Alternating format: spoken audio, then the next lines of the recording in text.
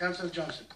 At the original meeting of the Save Manston campaigners at the Winter Gardens in April last year, I joined the Save Manston Airport campaign. I have declared that interest consistently throughout. I would like to say that I'm no longer a member of that campaign now, but I had given small donations to help with the hiring of halls during that time. It was a matter of public interest, my membership, and I would like again to declare that I did have that interest, but I'm not sure if this organisation is still active, but I'm no longer a member. Thank you. Thank you.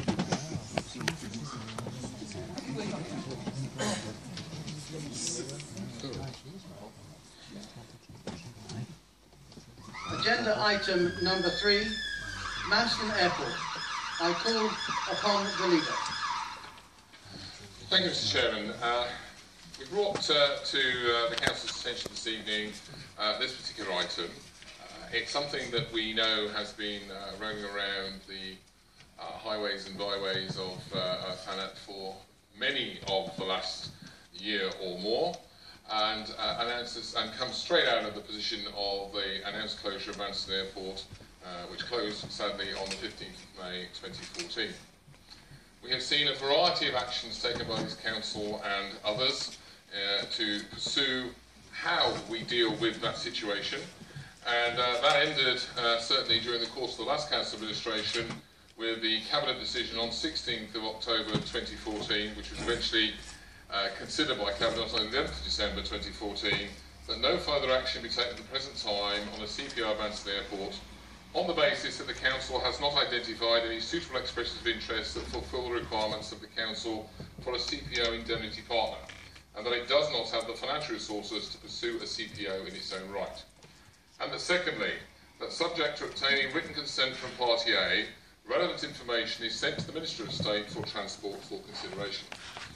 Now, at the time, I think most of our attention as councillors was focused on the first of those recommendations, but in the reality of recent months, it was the second of those recommendations that actually seems to make a difference to the circumstances that we face right now, in that the transmission of information from Party A to the Minister of State for Transport led to certain pronouncements and announcements by government. It led to the PricewaterhouseCoopers report, which is due to report within the next 2 or 3 weeks, and it led to government ministers actually coming down to Thanet during the election campaign and stating that they felt that the indemnity partner status had effectively not been fairly judged by the council's process.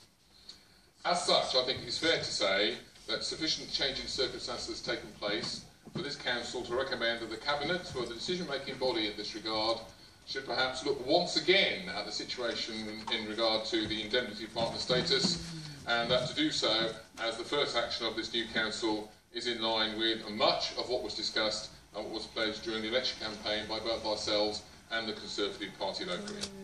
As such, I would thus like to recommend that we approve recommendation 4.1, that this council recommends to Cabinet that it reviews the position in relation to the Manston Airport site, taking account of all the surrounding circumstances relating to an indemnity partner for a possible compulsory purchase order. Thank you, Mr. Chair. Thank you. Is there a seconder, please? Councillor Baker. Second and reserve the right, Chair. Thank you.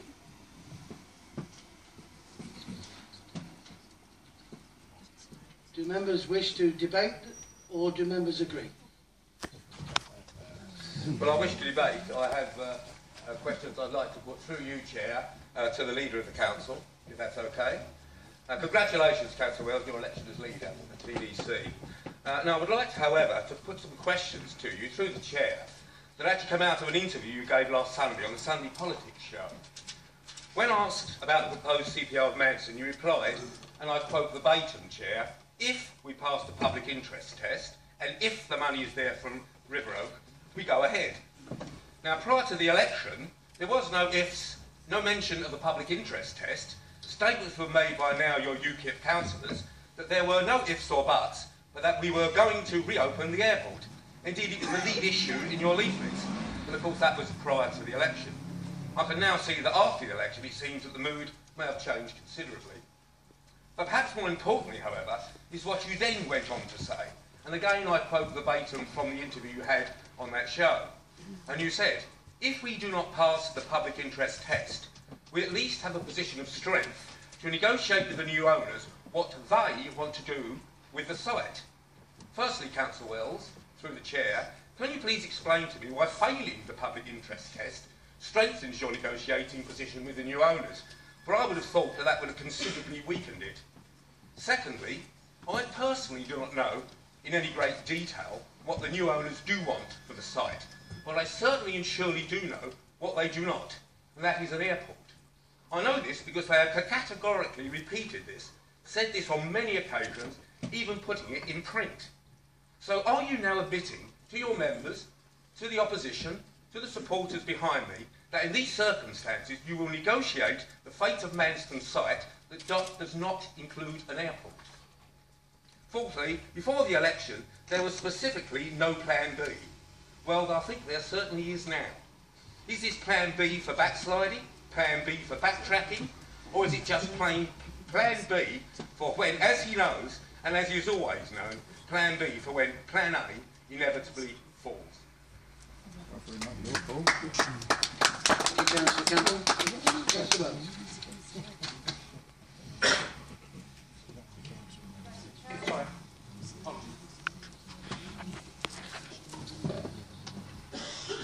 There's been a very long, quite bitter at times, election campaign, at which many things were said and many things were thrown in relation to this, as well as other aspects of all that were in manifesto and policy documents. And as Councillor Campbell well knows, there is laid down within the legal processes for a compulsory purchase order, not that we are at that stage yet, but there are within the legal requirements of a compulsory purchase order various things that we actually have to do. One of those things is to talk to the owners of the site. One of those things is to try and encourage the owners of the site and the possible indemnity partner to talk together to see if we can reach a negotiated rather than a legally enforced settlement through a compulsory purchase order. And as leader-elect of the council, and now as leader of the council, it is my responsibility to ensure that we do nothing in the early stages of any process such as this that places us at risk through those processes by looking as if we had utterly prejudged the issue en route. As such, I have done nothing more than actually place on record what may happen at different stages in this process. And we all know in this chamber that the key process within the CPO will be the public interest test. I was asked a question about what may happen if we fail that. I gave what I felt to be an honest answer. And whilst I appreciate the advice, I would have to point out, Councillor Campbell, that it was your administration that put this council in a position of weakness from day one on this subject. And we are trying to restore that with an even-handed, open and transparent approach to this, which was surely missing from what happened before. Thank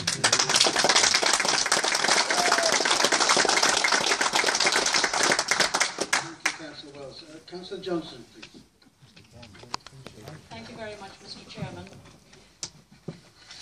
The papers before you obviously outline the timetable of what happened and the closure of the airport on May the 15th last year. One of the first things that I did as the leader of this council, and I was elected to be the leader on that day, was to arrange to contact Mrs. Globe, the then owner, to see if she could be persuaded to change her mind. But she didn't, and there is some element of truth in the fact that maybe she never intended more than briefly to run an airport. That is a matter for others to decide.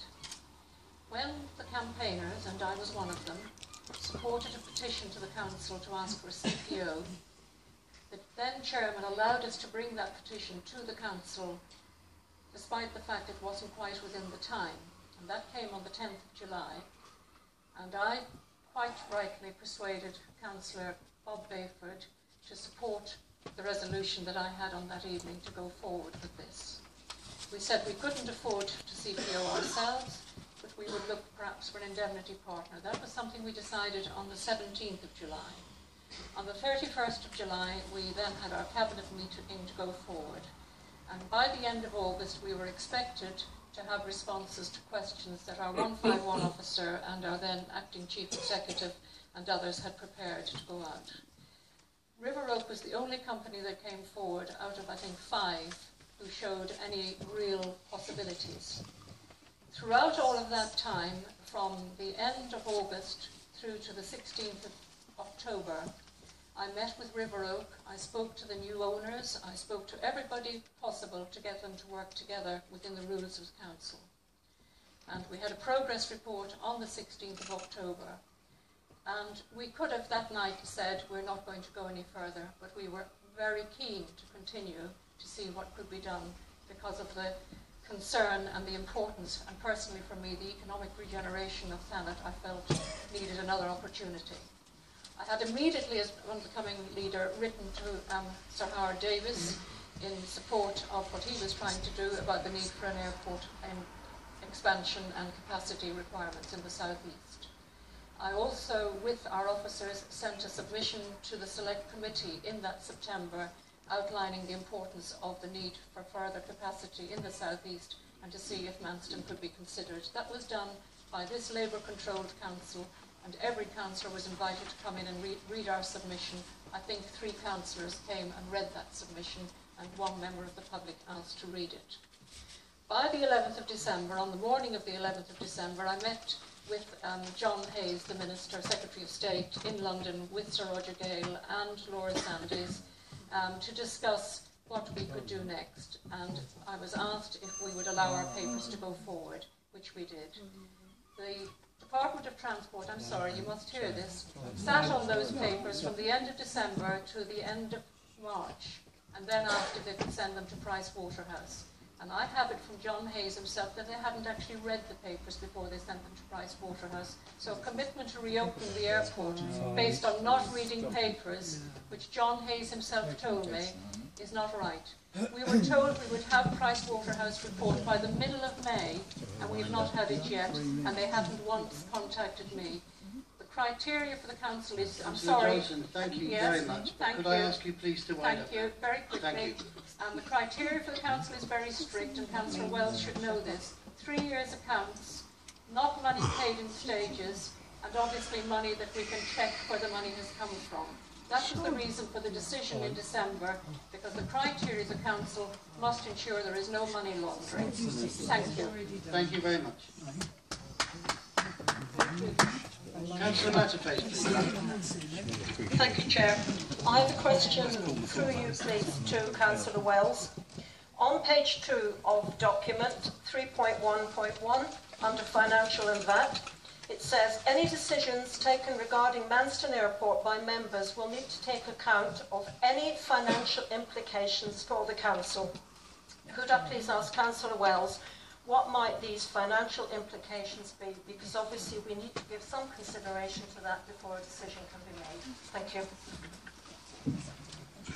Councillor Wells, would you like to respond?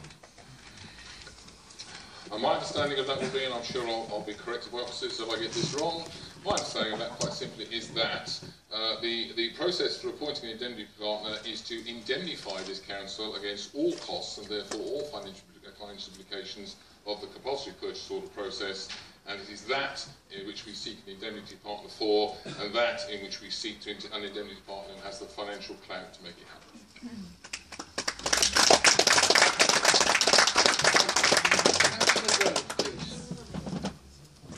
Yeah, thank you, Chairman. I'll take this opportunity to congratulate Councillor Wells on his appointment, and also your good self and your Vice Chair. I must say it's nice to be back, if only a small voice in the wilderness of this vast gladiatorial arena that we have here. I have always supported Manston Airport as an airport, not houses, empty industrial units, schools or any other public enterprise. It is an historic airport and must remain as such. But as a council, we must be absolutely sure it will not be to the cost of Thanet ratepayers. This is the point that concerns me, and we must make 101% sure that whatever we do is sound and will not put this council or any member of the public in danger.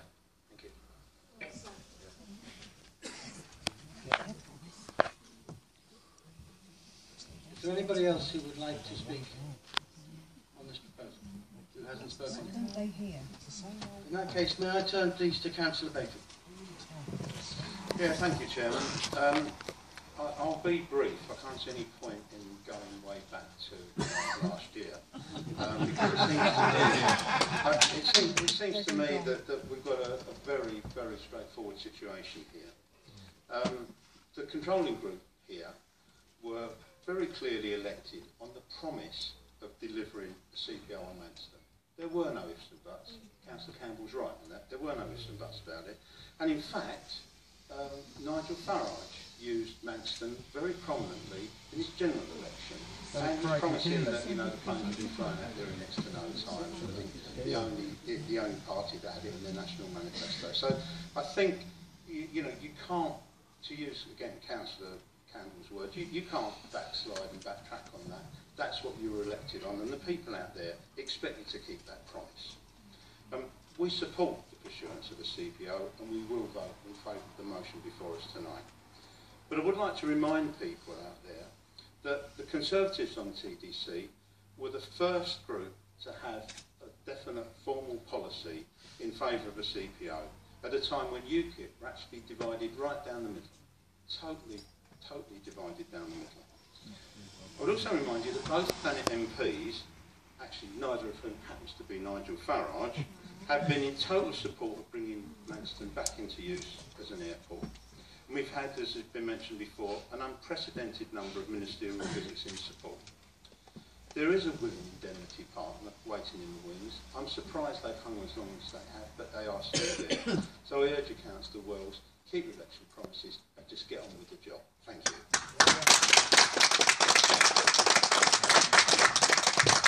Thank you, Councillor Baker. Councillor Wells, could I just ask you, please, very briefly, to clarify again the proposal that you bring before us, and then I'll ask you if you would formally second it. It is the recommendation 4.1 on page 2 of the agenda this evening that Council recommends to Cabinet that it reviews its position in relation to the Manston Airport site, taking account of all the surrounding circumstances relating to an indemnity partner for a possible compulsory purchase order. Thank you, Councillor Baker. Thank you very much. And do members agree? Thank you very much.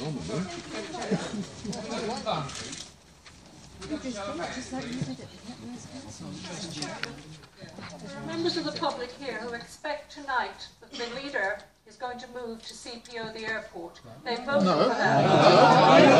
No. Oh yes, they did, because they've been contacted. Councillor Johnston, thank you very much. I am advised that having already spoken, you can't re-speak to this matter.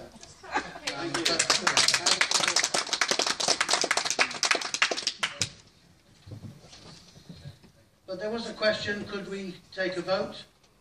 So could we please have a show of hands, those in favour of the proposal?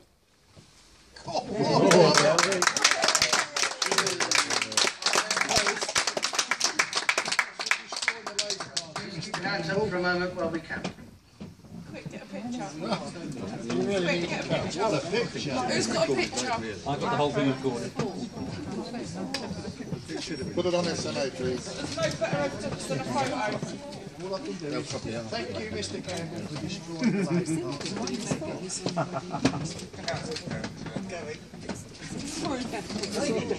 Photos can't lie.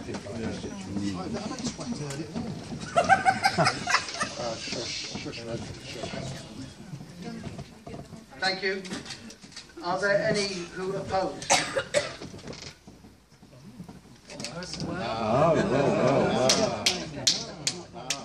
They're abstaining. Are there any abstentions?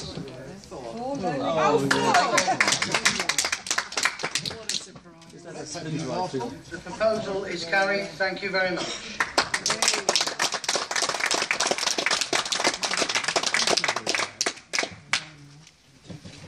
That concludes the business for this extraordinary meeting of the Council. Thank you very much. Well done, sir.